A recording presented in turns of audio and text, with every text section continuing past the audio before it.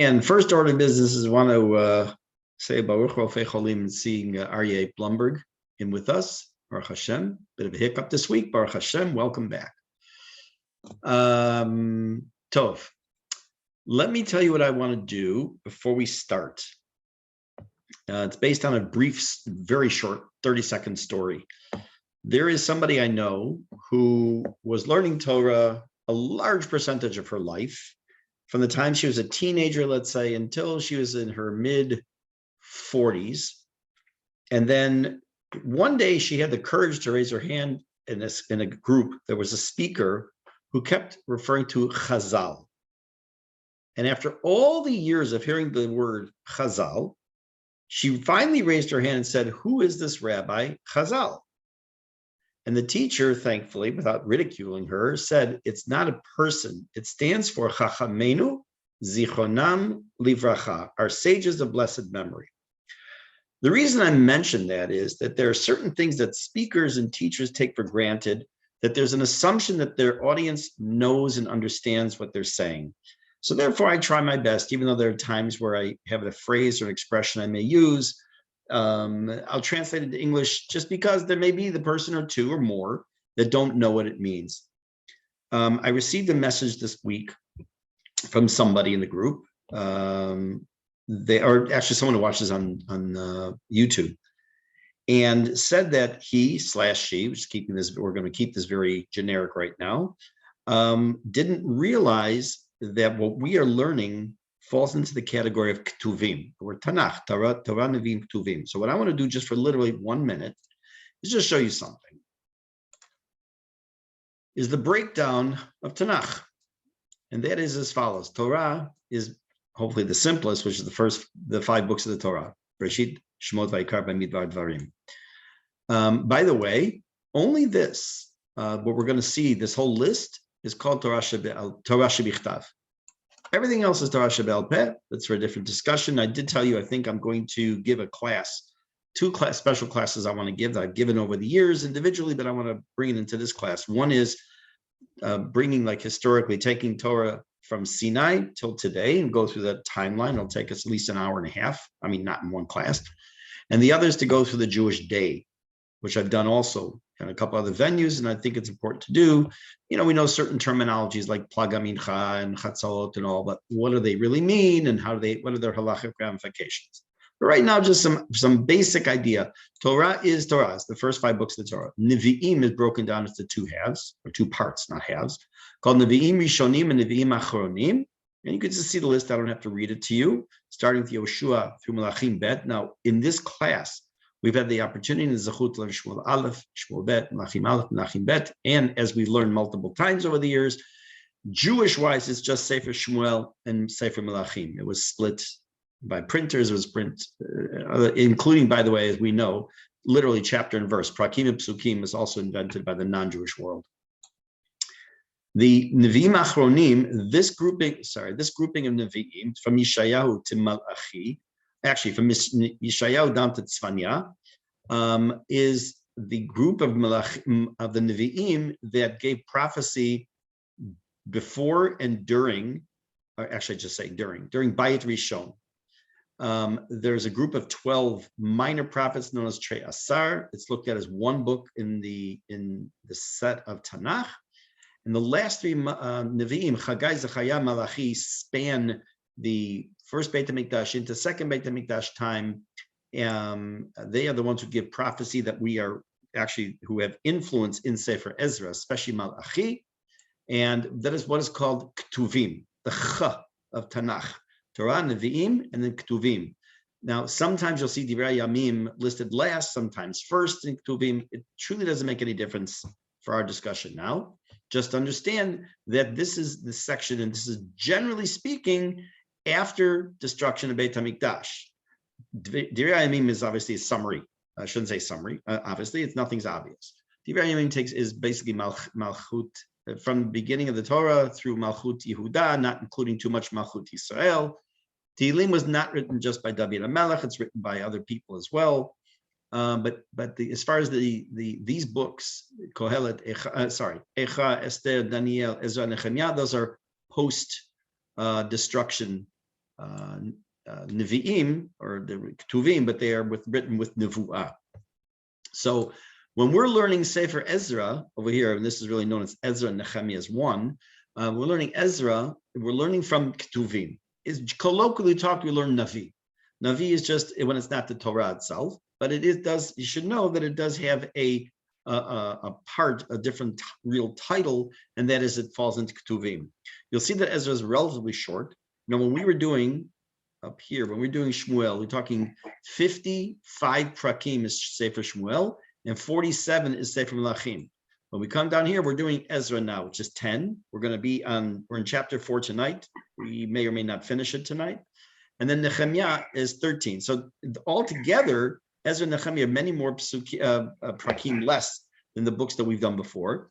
But it's fine. It's not a matter of a timeline here. It's just to show you what we're going to be learning. Rabbi Zev, where is this order from? Because in addition to Divrei Hayamim, Aleph and Bet coming first, whereas in my current Tanakh, they're at the end, and many Tanakhim that I've seen, I always put them at the end. There are several other differences in the order here. For example, I noticed that Mishlei comes before Eov, and how do I remember that? It spells Emet backwards. Right. Eov, Mishlei, Tehilim. And then after that, the Chamesh Megillot were in order of the Chagim that we say them, which means that Shira Shirim for Pesach should come before Rutz for Shavuot. Right. So the current Tanakh is probably the most authoritative. That's first of all. Second of all, you'll see, this is not meant necessarily to be a specific order. This is just a website that I found that had a list as opposed to my taking a picture from a book. And that's why I started off by saying it is not in particular order, but you're correct. And there is, as long as you mentioned Eov, Mishlei, Tehillim, so I've mentioned this before, the Roshei Tevot, Emet, that if you look in everything except Eov, Mishlei, and Tehillim, you will see the same, what we call Ta'amei HaMikra, which is also known as Trup, also known as cantillation marks. They are different in Eov, Mishlei, and Tehillim, and they're known as Ta'amei Emet. So that's a different discussion for another time, but I'm glad you mentioned that. So let's go now. Also, I think Daniel comes after Ezra and Nehemiah usually, at least in Corinth. No, Daniel almost always comes before Ezra and Nehemiah because it makes sense. Makes sense that it does. And historically, yes, Okay, so let's go back to mute and let's go to Perek Dalet. What I want to do is I'm going to go back to the beginning of Perek Dalet, read a couple of psukim, look at a couple of slides. I mentioned in the group that I'd like, if you could please, if you have your Tanakh or a Sefer Ezra that has Rashi, we're going to make reference to Rashi a few times tonight. And we'll see that it won't necessarily be on the screen. So that's why I'd like you to have it. If you don't have it, I'll read the Rashi. Anything we do in Rashi tonight will be relatively short. So let's go back now to Pasuk Aleph. It says in the beginning of Perek Dalet, chapter 4, Vayishmu tzarei Yehuda uVinyamin, that the people who caused all kinds of problems for the Jews, who they were, we'll see in a minute, heard. They heard that the Bnei Gola, the people who had come back from the diaspora, were building a Heichal, La Hashem Elokei Yisrael. They're about to build a Beit HaMikdash.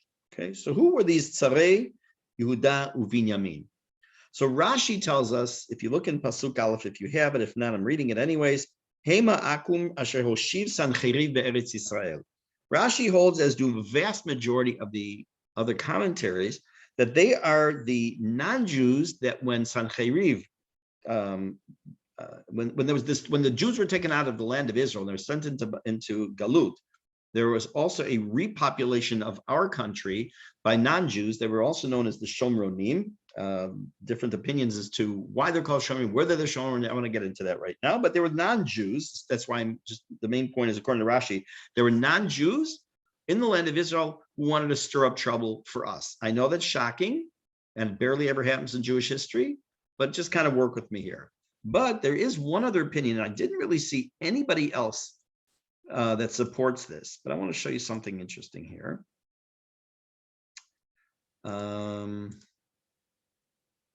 Sorry, it's not this. Let's just stay with this right now. We're okay. Let's just continue and forget I even said that. Okay, so we're talking here this pasuk in Aleph. non-Jews who were causing us problems. Let's take a look at Pasuk Bet, number 2. These people came to Zerubbabel and to the heads of the families, and they said to them, Nivnei machem, we want to build the Beit HaMikdash with you. We want to help you. Because we too, like you, also seek out God, your God. Velo anachnu zovchim. And to him, Lamed Vav is how it's meant to be, as opposed to Lamed Aleph, which is the Ketib we're going to come back to. We also sacrifice to him. Mimei Esar Chadon Melech Ashur, from the time of Esar Chadon, king of Assyria, Ma'ale Otanu Po, who brought us here. Okay, so you got to ask this. One of the things you cannot do is to leave your common sense at the door when you read Navi. You have to have a little common sense and just ask a simple question. Here you have a group of non-Jews. Evidently, there are enough of them that they make it into Tanakh and they cause a problem, but it doesn't take too many people to cause problems for the Jewish people. And they came to Zerubbabel and to the Rashi Avot to have this discussion. Who is this? Where is this happening? How do they even know where to talk to these people? So let's take a look at one slide and see what the Dat Sofrim tells us. I move you all over to the other side here. Okay. It does not make any sense to say that this group of people, we don't know how many people we're talking about, of the non-Jews, went to Zerubbabel, who was one of the leaders, and then went to the heads of this head of the family and this head of the family. It doesn't make sense to say they did that separately.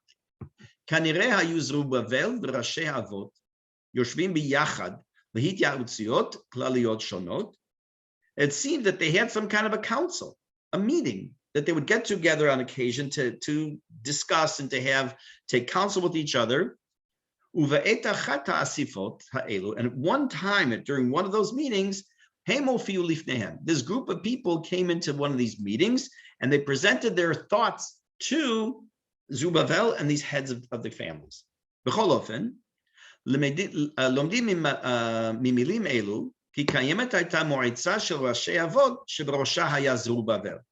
So one of the things we learned, just as a side point, is that there was this council over whom Zerubbabel was the leader. We don't have any details about this mo'itzah, this council. Maybe this is the precursor, because remember, Ezra is the beginning of what became known as the Anshe Knesset HaGdolah, which we talked about before we started the book. And maybe this was the early stages, the run up to that particular group. Let me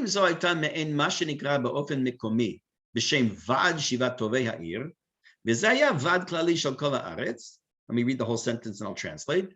He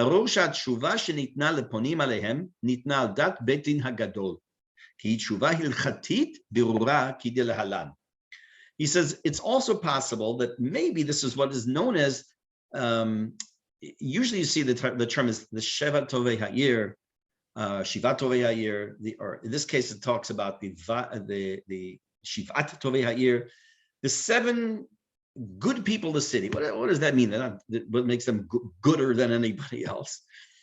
They're the people like the leaders of the community, the people who were involved in community affairs. So maybe that wasn't necessarily this monthly meeting that ended up morphing into the Anshe Knesset HaGdolah. Maybe it was the Shivat Tovei Ha'ir, maybe. But the bottom line is that whatever the group was, the answer given, which we'll see in the next pasuk, the answer given to them was a halachic answer. It wasn't like, get out of here, you're bothering us. It wasn't, hey, we got extra pair of hands, guys, come on, dig in. What is the answer and what was the response? Let's take a look. Take a look, please, at pasuk Gimel. Vayomer lahem Zerubbabel v'Yeshua ushar Rashi Avot liYisrael. So they respond and say as follows. I skipped something, by the way. Just not. It's not a minor point, but just he mentions that they have been bringing these korbanot from the time Asar Chadon, king of Assyria, brought them to Israel. That Rashi tells us that was the son of Sancheviv. Okay, so let's go back now to Gimel. Vayomer lahem Zerubbabel v'Yeshua shar rashi avot Yisrael lo lachem. Sorry, ushar rashi avot liYisrael lo lachem v'lanu livnot bayit leElokeinu ki anachnu yachad nivneh laHashem Elokei Yisrael kasher tzivan hamelech koresh melech paras. Listen, guys, here's the deal. It's not for you and us to build this Beit HaMikdash. This is our job. This is our calling. This is our business. This is what we have to do, which is to build the Beit HaMikdash as per the king of Persia, Koresh. So don't have to take my word for it, but you can turn back if you want. But if you turn back to Perek Aleph, Pasuk Gimel, it says as follows. You just listen if you don't want to turn back. This is the original Hatzaharat Koresh, where he tells everybody, those who are able to could go up to Yerushalayim, which is in Judea, v'yiven et Beit Hashem Elokei Yisrael. What was the goal? To build the Beit HaMikdash.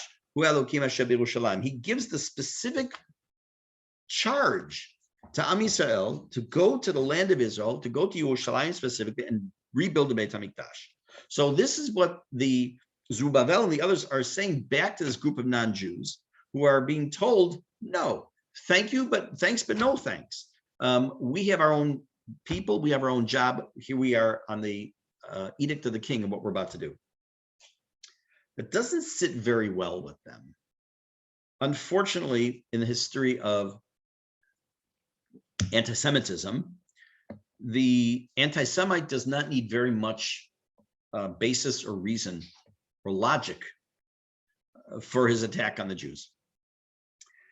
You'll notice that when you say Shmona Esrei, it actually has 19 brachot.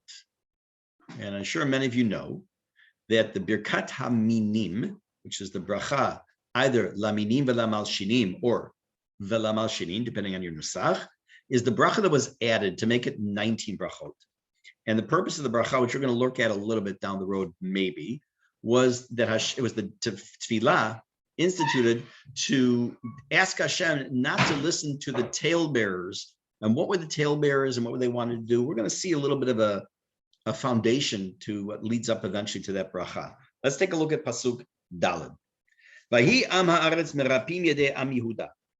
Now you'll notice here it says that the Am Haaretz, which let's just right now loosely translate as the non-Jews, continue to make the hands, the physical hands of people, of the Jewish people, loose. What does that mean? That they were causing them all kinds of problems, umavahalim otam livnot, and they were scaring them from building the Beit HaMikdash. Now, Rashi says in Pasuk Dalet, what is Am Haaretz? Heim Tzarei Yehuda V'Inyamin. They're the same people in Pasuk Aleph when it says Vayishmeu Tzarei Yehuda V'Inyamin. So Rashi says, as does almost everybody else who comments, that when it says the Am Haaretz, actually the Ralbag disagrees, but it says Am Haaretz. Sorry, the Ralbag does agree. It's the non-Jews. But interestingly enough, what I found was to be maybe a Dat Yachid. I just put a little thing here. Machloket of Rashi, as opposed to most other people, and especially line up with Rashi, except for the Dat Sofrim. Listen what he says. This is like, and I don't know, I didn't find anybody else that says the same thing, but I found it kind of interesting. Let me just make this a little bigger. Vahi amaretz. Kan lo medubar al tzarei Yehuda kama b'pasuk Aleph, ela amei haaretz. We're not talking here about the non-Jewish people who are in the first pasuk, but the amei haaretz. What does that mean? Am haaretz hu shem klali me'od. The word am haaretz is a very general term. B'nevuat Zechariah nikraim b'shem zeh gam b'nei Yisrael. That in Zechariah, when it says am haaretz, it's even referring to among our own people. Gam kan kanir'eh, also here, says the Dat Sofrim, it seems. Hakavana gam li b'nei Yisrael shenimtzu b'neihem anashim chalashim. It seems that there were people, among our own Jews, who were weakened, sheniv halu v'hivhilu acherim. They were scared and were causing others to be scared. It wasn't good. There was no reason to continue building with these current bad conditions. So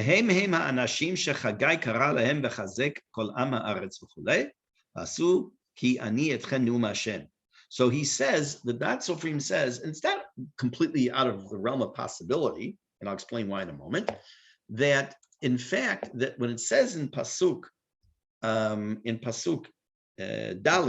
that the Am Haaretz were causing problems that were scaring the people, that it wasn't the outside people, it was from within inside. As I mentioned already before, the Navi tells us that our own destruction and downfall very often comes from within inside. We see that historically in Jewish history many, many times, that some of the worst anti-Semites, some of the most rabid problem causers in our history have been Jews themselves, unfortunately. So according to Dat Sofrim, and again, I haven't seen anyone else say it, it was the Jews themselves that were causing these problems. Let's take a look now at Pasuk Hey, number 5. What were they doing? Among the causing them like to be scared and to be afraid, because they were now getting afraid that maybe they'd be beaten or something, who knows what. They were doing something else. 5. Hey. They bribed various princes or ministers to stop the plans.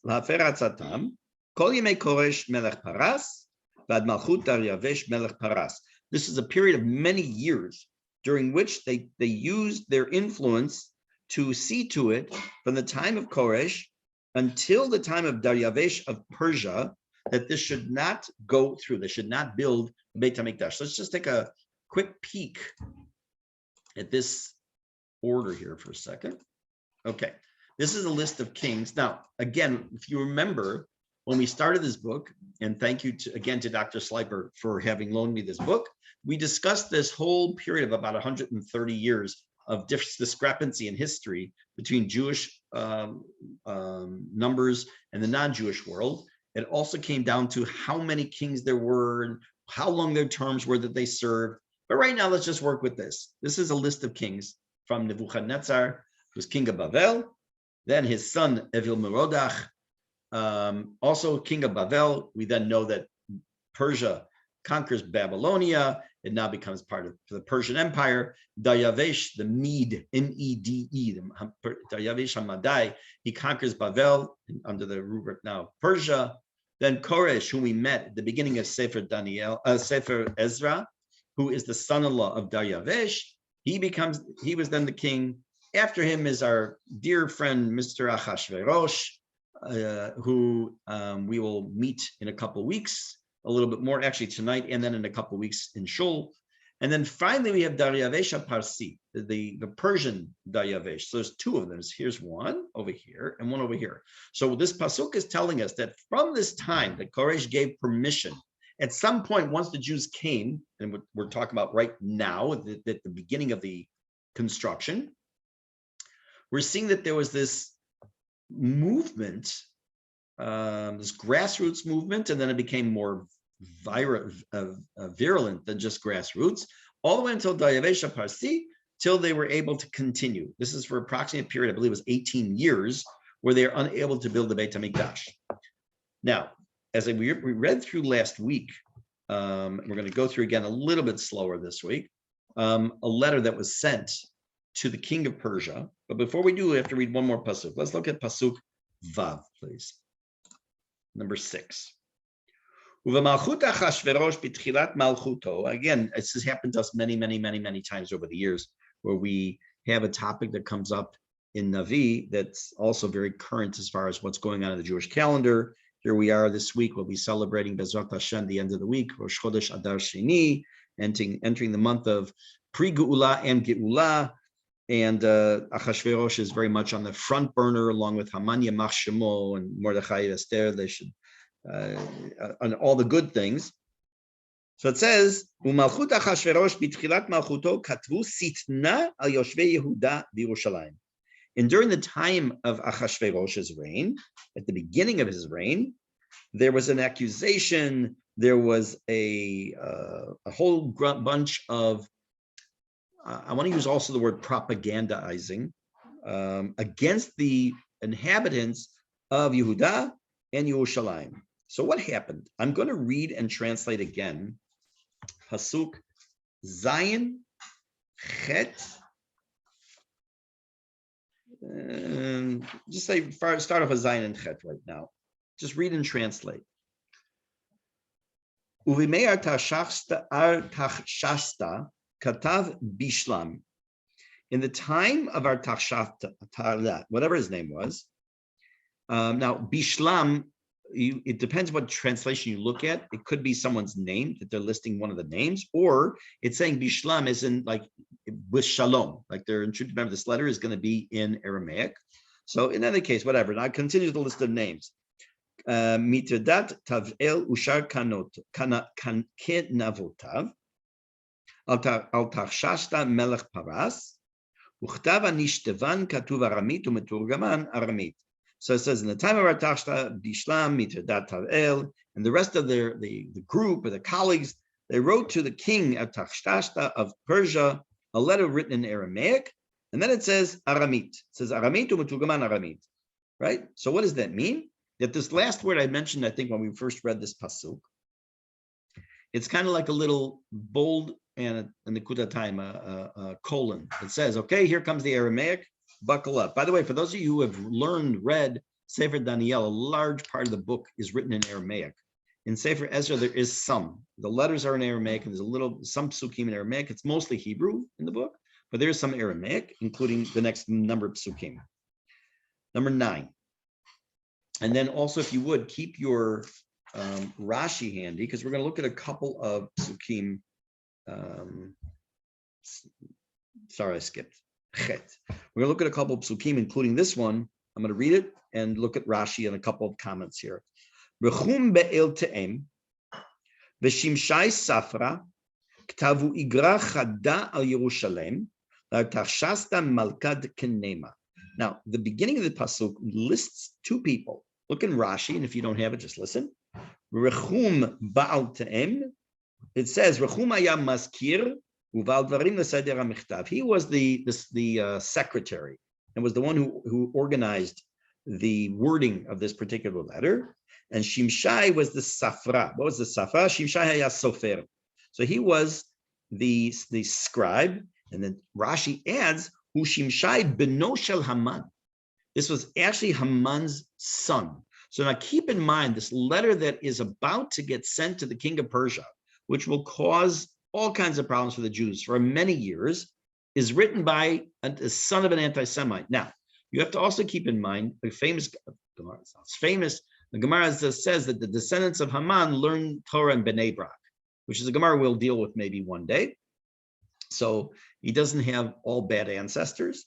But right now we're talking about someone who was the next in line after Haman, and he's the one who was the scribe of this particular letter. And what does it say? It says, I lost the place, that Ktavu Igra, if you look in Rashi, it says, Halalu shnehem Rachum v'Shimshai katvu ha'igeret. These two, Shimshai and Rachum, wrote this letter, Kasher tziva lehem mitradat v'Tavel. That Tavel and Mitradat were the ones who told them what to write. And they were all gathered together, sitting in Samaria, taking care of writing this letter. Pasuk Tet. Let's look at number 9. Number 9. Edayin rechum be'el te'em v'shimshai safra Ushar kenav tahon, dinaye v'afarsachtea, talpaleya, afarseya, arkivaye, bavleye, shushachniye, dehaye elmeya. There's a mouthful. It says here, now if you look in Rashi, you just look at one of them, where it says, dinaye v'afarsachtea, halalu kulam shemot shel akum. Shoshiv Sancheriv Areya Shomron. All these names, all these strange sounding names, were names of non-Jews who were settled by Sancheriv in Shomron. But the pasuk means that Rechum, the commissioner, I'm just reading the English now, and Shimshai the scribe, and the rest of their colleagues, the judges, officials, officers, and overseers, the men of Erech and of Bavel, and of Susa, that is the Elamites, Pasuk Yud, Ushar Umaya, and the other people, the Hagle Asnapar Rabba Akira, whom the great and glorious Asnapar deported and then settled, V'hotev himo B'kirya Dishamrin, who settled them in the city of the Samaria, Ushar Avar Nahara Ucheenet. Sorry, Ushar Avar Nahara and all Nahara and all the other cities and the provinces beyond the river. Ucheenet. Now, Ucheenet could be a place, or it could mean now. Rashi says Ucheenet is a place, just another place. Others say it means and now, meaning that this is like the next introduction. Okay, we like here's the glorious this one, and who's this involved, and who said this, and who wrote what. Dina Yud Aleph. Dina Parshegen Igarta. This is the text of the letter, Dishlachu Alohi, that they sent to him. Al Artachshasta Malka, Avdaich, and Nash Avarnara Uchenet. Again, he says to the king Artachshasta, from your servants, from the men of the province and beyond the river. And now, here comes, and now starting in Pasuk Yud Bet is really, it would be, if there were like a quote, maybe here is where the actual text of the letter is after the, dear sir, your majesty, your holiness, your unbelievableosity, your grandiosity. Now we get to the actual letter that they sent. Because so far they haven't caused any problems to the Jews. It's just talking to their king. Yud Bet, Yedia Lehevi Malka.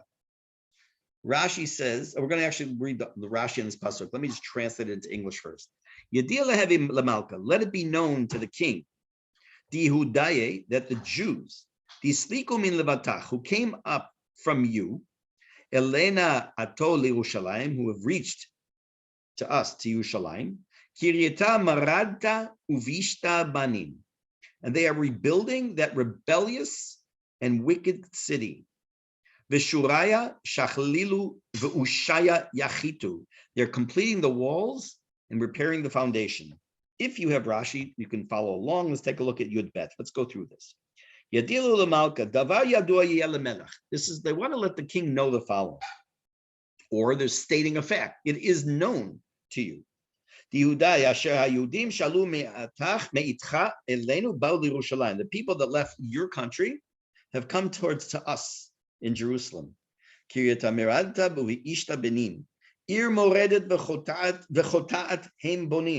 rebuilding a sinful, rebellious and sinful city. They've already set the foundation for the walls. The walls, the walls, Yachitu, Lashon Ptil, Kamo im Michut, Shem Chofrim Umechabrim Aktalim Ze im Ze, that they're doing an action that's building and putting the walls together. And so what? Notice what they say. They say, they refer to Jerusalem as an evil city, as a rebellious city, a wicked city.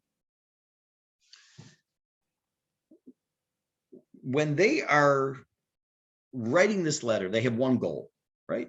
What's the goal? The goal is to stop these nasty Jews from building the Beit HaMikdash. In order to do that, they have to make a case. So the first thing they do is they make this mention that the city has a history. The city has a history of being a rebellious, a bad place. But let's take a look at how they build on that. Pasuk Yud Gimel, number 13. Now it should be known to the king that if this city is rebuilt. Now, to tell the king that this is a rebellious city, to tell the king it's an evil city, doesn't yet do much. But what does it do? We're going to hit him in the pocketbook, as they say. It said, if this city is rebuilt, and the walls will be completed, what's going to be the result? What's going to be the upshot for you? They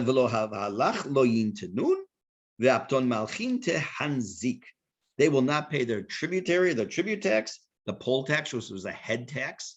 You ever, you take a poll of a studio audience, that comes from the concept is the head. A poll tax is a head tax, another word for it, or the land tax. and it will harm the kingdom. Oh, now they're speaking the king's language. Wait a minute. You're already telling me that it has a bad history, that things have not gone well in this particular city. And on top of that, you're telling me that as the king, that I'm not going to get my money. I'm not going to get the taxes. Why would they not get taxes? Because the concept here is that if they're building this temple is for themselves, they're going to spend the money on themselves. They're going to make their own little fiefdom, and they're going to say goodbye to the king. That's the expression that they're trying to get across. So if you also want to look in Rashi in Pasuk Yud Gimel, just one Rashi, where it says Minda v'lo havahalach. It's about the fourth or fifth Rashi. They're all short. It says Mine misimhem v'chesed gulgolet. These are different types of taxes and the head tax. So these people who are writing this letter are saying it's not going to happen. You're not going to get any of these things. Pasuk Yud Daled, number 14. Ki'an. Now, kol kovel di malach hechla malachna. I'm going to just translate the English, but then we have to go back and really understand what it means because it doesn't make any sense in normal English. Since we eat the salt of the palace, ve'arvat malka la'arich lana lemecheza, and it is not right that we should see the king dishonored. Al dina shlachna vodana lemalka. We therefore have written to advise the king of this. We're such tzaddikim. And we're not doing this because we don't like the Jews. We're not doing this because we don't want them to build their temple. They can have it, but you should understand, my dear king, what happens if they do. You're going to get hit in your treasury. They're not going to do this and not going to pay that, and you're going to be dishonored. What does this mean? Di malach hechla malachna. We eat the salt of the palace. Let's take a look at the next slide. Oh, I know where that slide is. I have to put it up. Hold on one second. Give me 1 minute. Image. I never added it to the. Okay. Now I will share the screen. This is the Malbim. Malbim explains, what does this mean? Di malach hechla malachna. Ki hamelach, by the way, one of my, I like to share my pet peeves with you, right? I like to get it off my chest.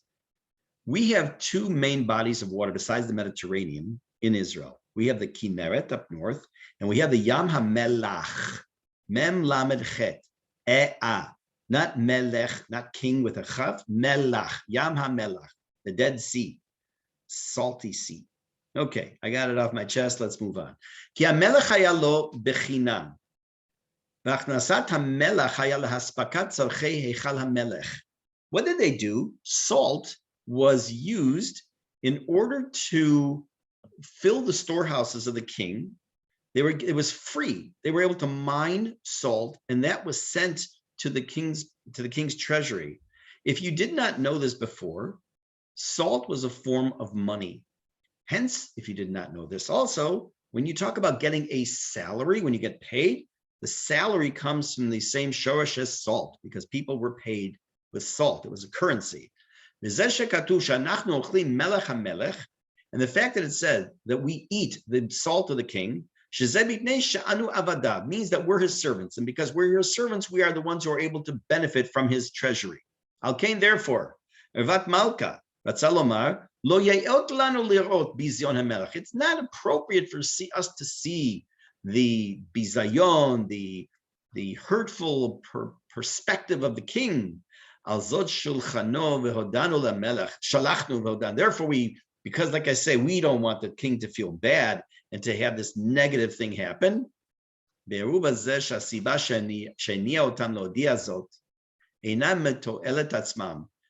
writing this to say that the reason they're trying to get the king on board here is not because they had any interest whatsoever for themselves, chas shalom, or yirat hanezek, but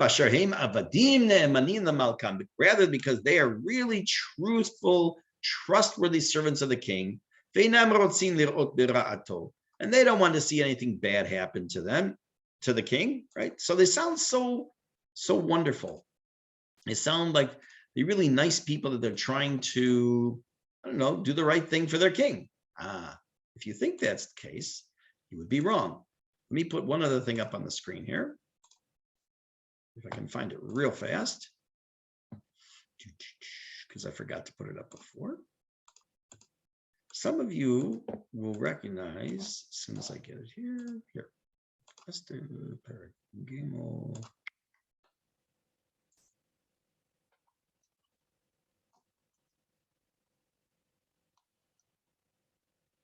Okay. Tov, let's take a look at this.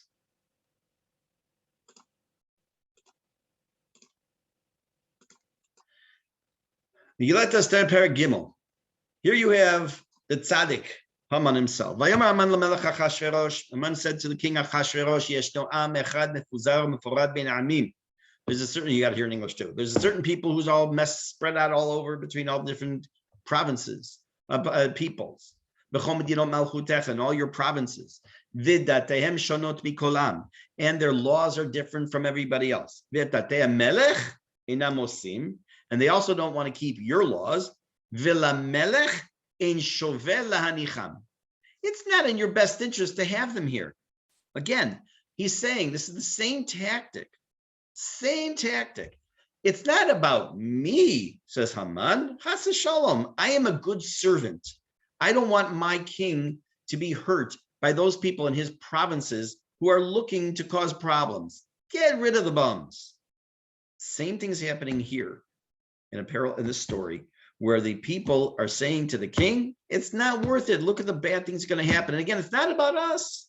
It's just we're good servants to you, and we want to make sure that you are not in a state of bizayon.